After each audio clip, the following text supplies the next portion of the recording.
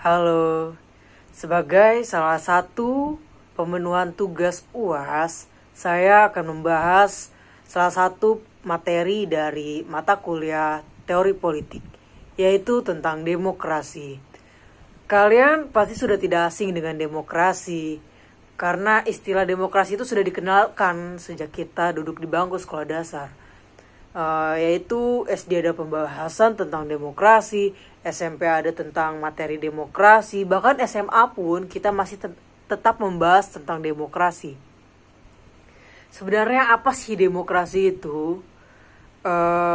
Orang awam pasti menyebutnya dengan keadilan bagi seluruh rakyat Indonesia, dan demokrasi itu ada juga yang menyebut dengan dari rakyat, oleh rakyat, dan untuk rakyat.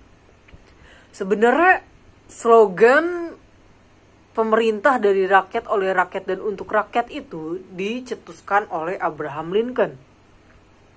Sebenarnya banyak pula pemikiran dari para ahli tentang demokrasi, namun yang paling awam diajarkan dengan kepada murid-murid di negara Indonesia, yaitu tentang Abraham Lincoln ini.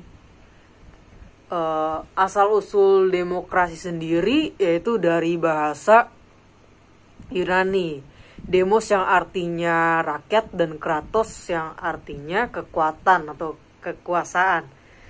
Jadi intinya yaitu dari demokrasi itu kekuatan rakyat atau kekuasaan yang berada di tangan rakyat,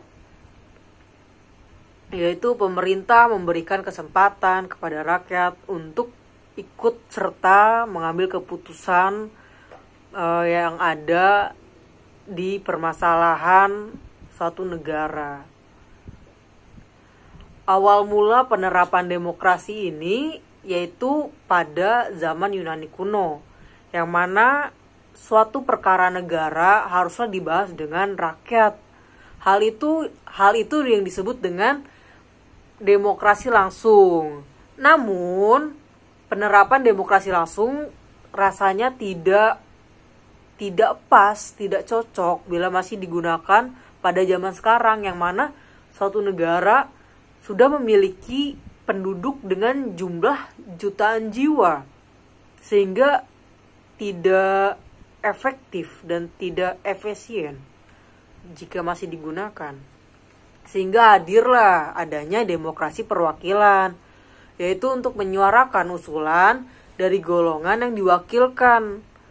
Salah satu bentuk dari penerapan demokrasi perwakilan di Indonesia yaitu adanya DPR dan MPR sebagai salah satu bentuk dalam trias politika.